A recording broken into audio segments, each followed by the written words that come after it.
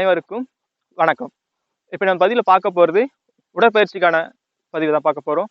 இதில் உடற்பயிற்சி பற்றி நம்ம பெரியவங்கிட்ட கேட்டோன்னா அவங்க அடிக்கடி சொல்கிற வார்த்தை பார்த்தீங்கன்னா பஸ்கி எடு தண்டால் எடு, உடம்பை நல்லா ஆரோக்கியமாக மெயின்டைன் பண்ணலாம் சொல்லுவாங்க. ஏன்னா அந்த அளவுக்கு நம்மளுடைய முன்னோர்கள் வந்து உடற்பயிற்சியில் பஸ்கிக்கும் தண்டாலுக்கும் முக்கியத்துவம் கொடுத்துருக்காங்க. இப்போ அந்த வகையில் நம்ம இன்னைக்கு பார்க்க போகிறது பஸ்கியை பற்றி பார்க்க போகிறோம். இப்போ இதை பஸ்கி பண்ணுறதால என்னென்ன பலன்கள் பார்த்தீங்கன்னா நம்மளுடைய தொடையில் இருக்க தேவையில்லாத சதைகளை வந்து நம்மளால குறைக்க முடியும். இன்னொன்று பார்த்தீங்கன்னா ஒரு சில வந்து பார்த்தீங்கன்னா ஸ்டெப்ஸ் ஏறினாலோ இல்லை வேகமாக நடந்து போனாலோ மேல் மூச்சு வாங்கன்னு சொல்லுவாங்க. அந்த மாதிரி நாட்கள் பஸ்கி கொஞ்சம் ப்ராக்டிஸ் பண்ணாங்க அப்படின்னா அவங்களுக்கு அதில் ஒரு நல்ல பலன் கிடைக்கும். சரிங்களா? இப்போ பஸ்கி எப்படி பண்ணணுன்றதை மட்டும் செஞ்சு காமிக்கிறேன் பாருங்க. இதில் பஸ்கி பண்ணும்போது என்ன பண்ணணும்னா ஃபர்ஸ்ட் நம்மளுடைய கால்கள் வந்து பார்த்தீங்கன்னா இந்த மாதிரி வி ஷேப்பில் வைக்கணும். ஓகேங்களா? ஹீல்ஸ் வந்து பின்னாடி டச்சியாக இருக்கணும், கால் கட்டை வரல் ஓப்பனில் இருக்கணும் ரெண்டும். இது ஆரம்ப நிலை. இதுக்கப்புறம் என்ன பண்ணணும்னா கையை நல்லா டைட் பண்ணிக்கணும். அதாவது நம்மளால எந்த அளவுக்கு கையை டைட் பண்ணி டைட் பண்ண முடியும் அந்த அளவுக்கு டைட் பண்ணி நிற்கணும். ரைட்டுங்களா? இது செகண்ட். தேர்ட் ஸ்டெப் வந்து என்ன பண்ணுறோம், மூச்சு நல்லா உள்ளே இழுக்கணும். ரைட்டுங்களா? மூச்சு நல்லா உள்ளே இழுத்துட்டு செஸ்ட் வந்து நல்லா எக்ஸ்பேண்ட் பண்ணி நல்லா கம்பீரமாக நிற்கிற மாதிரி பொசிஷன் போகணும். இது தேர்ட். ஃபோர்த் என்ன பண்ணுறோன்னா மூச்சு நான் உள்ளே எடுத்ததுக்கப்புறம் கீழே உட்கார போகிறோம். உட்கார போகும்போது என்ன பண்ணணும், உங்களுடைய ஹீல்ஸ் வந்து லைட்டாக அப்படி மேலே தூக்கணும் இந்த மாதிரி. இது ஃபோர்த் ஸ்டெப். ஓகேங்களா? இப்போ பாருங்கள், ஃபர்ஸ்ட் ஸ்டெப் பண்ணுறேன்னா கால் மாதிரி இருக்குன்னா கால் வி ஷேப்பில் வைக்கிறேன் ஃபர்ஸ்ட்டு. செகண்டு கையை நல்லா ஃபுல் டைட் பண்ணி நிற்கிறேன் செகண்டு. தேர்டு மூச்சு நல்லா உள்ளே இழுக்கிறேன். உள்ளே இழுக்கும் போதே ஹீல்ஸை நல்லா மேலே தூக்கி நிற்கணும் இந்த மாதிரி. ஓகேங்களா? நெக்ஸ்ட் கீழே உட்காரும் போது என்ன பண்ணணும், மூச்சை வெளியில் விடணும், கையை நல்லா மடக்கி உங்கள் ஷோல்டர்கிட்ட இந்த மாதிரி கொண்டு வரணும். ரைட்டுங்களா? இப்போ பாருங்க, இப்படி நிற்கிறேன். இப்படி கீழே உட்காரும் போது இந்த பொசிஷனுக்கு வரணும். ரைட்டுங்களா? இது பண்ணும்போது பாருங்க உங்களுடைய ஹீல்ஸ் ரெண்டும் டச்சாக இருக்கணும் கீழே. மெயினான கண்டிஷன் இது ஒன்று. உங்களுடைய கை வந்து உங்களால் எவ்வளோ வெயிட் தூக்க முடியுமோ அந்த அளவுக்கு எம்டியாகவே நீங்கள் நல்லா டைட் பண்ணி நல்லா கம்பீரமாக உட்காருங்க. உட்கானதுக்கப்புறம் எழுந்துக்கும் போது என்ன பண்ணணும், மூச்சு திரும்பவும் உள்ளே இழுக்கணும். இது ஒரு பஸ்கி.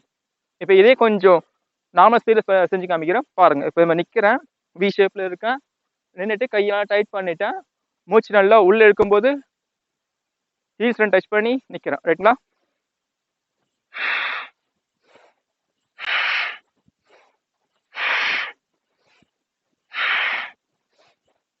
இது பண்ணும்போது பார்த்தீங்கன்னா முதுகு வந்து நேராக இருக்கிறத பார்த்துக்கலாம். முதுகு வந்து வளையக்கூடாது. முதுகு எந்த அளவுக்கு ஸ்டெடியாக நிற்கிறீங்களோ அந்த அளவுக்கு பயிற்சிகளில் பலன் கிடைக்கும். பாருங்க, முதுகு வந்து ஸ்ட்ரைட்டாக இருக்கும். கொஞ்சம் கூட முன்ன இப்படி சாஞ்சு இப்படி உட்காரக்கூடாது. கால் அது மாதிரி இப்படி ஃபிளாட் ரைட்டுங்களா? உட்காரும் போது டோல தான் உட்காரணும். ஹீல்ஸ் ரெண்டும் டச்சாக இருக்கணும். முதுகு எலும்பு நேராக இருக்கணும். கையை நல்லா டைட் பண்ணி மடக்கணும். மடக்கி எழுந்துக்கிறீங்க. இதில் மூச்சு கண்டிப்பாக மூச்சோட கண்ட்ரோல் வந்து கண்டிப்பாக வேணும். கீழே உட்காரும் போது மூச்சை வெளியில் விடணும், எழுதுக்கும் போது மூச்சை உள்ளே இழுக்கணும். இந்த மாதிரி பயிற்சி வந்து ஸ்டார்டிங்கில் பண்ணுறவங்க அதிக கவுண்ட் பண்ணிட்டீங்க அப்படின்னா உங்களால் அடுத்த பயிற்சியும் பண்ண முடியாது, கால் வலி அதிகமாகிடும். அதனால கவுண்ட் வந்து கொஞ்சம் கொஞ்சமாக இன்க்ரீஸ் பண்ணுங்க. ஆரம்பத்தில் இந்த மாதிரி எம்டியாக இந்த மாதிரி பஸ்கி பண்ணுறதால என்ன ஒரு பலன் கிடைக்குன்னா, நம்ம இதுக்கு அடுத்தது கம்பு வச்சு ப்ராக்டிஸ் பண்ணும்போது கொஞ்சம் ரொம்ப சுலபமாக இருக்கும். ஏன்னா நிறைய இதுக்கு அட்வான்ஸ் மூமெண்ட்லாம் கொம்பில் அட்வான்ஸ் மூமெண்ட்லாம் போகும்போது என்ன பார்த்தீங்கன்னா பஸ்கி பண்ணிட்டே ஒரு சில மூமெண்ட்லாம் பண்ணுற மாதிரி இருக்கும். அப்போ இந்த பயிற்சியோட முன்னாடியே பண்ணிட்டோம் அப்படின்னா ஸ்டிக் வச்சு ப்ராக்டிஸ் பண்ணும்போது கொஞ்சம் சுலபமாக இருக்கும். அதுக்கு ஸ்டிக் வச்சு ப்ராக்டிஸ் பண்ணுறதுக்கு பேசிக்கான ஸ்டெப்ஸையும் பஸ்கிலே பண்ணுறேன் பாருங்க.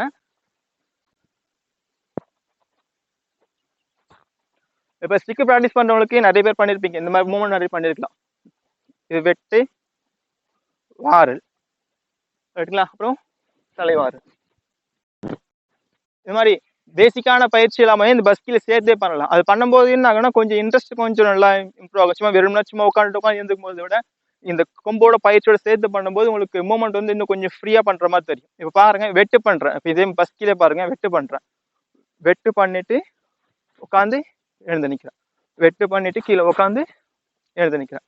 இதே வாரல் பண்ணுறேன். வாரல் பண்ணிட்டு கீழே உட்காந்து எழுந்து நிற்கிறேன். வாரல் பண்ணிட்டு கீழே உட்காந்து எழுந்து நிற்கிறேன். இதே தலைவாரல் பண்ணலாம். இப்போ நிற்கிறீங்கன்னா தலைவாரல் பண்ணிட்டு கீழே உட்காந்து இந்த மாதிரி பஸ்கியோட சேர்த்து கொம்போட பயிற்சியும் ப்ராக்டிஸ் பண்ணிங்கன்னா உங்களுக்கு இதுக்கு அடுத்தடுத்து பண்ணுற கொஞ்சம் அட்வான்ஸ் மூமெண்ட்லாம் பண்ணும்போது ரொம்ப சுலபமாக இருக்கும். இது பஸ்கி வந்து இது அடிப்படை பஸ்கி தான். இது பஸ்கில இன்னும் நிறைய வகைகள் இருக்குது. இதை அடுத்தடுத்த பதிவில் நம்ம பார்க்கலாம்.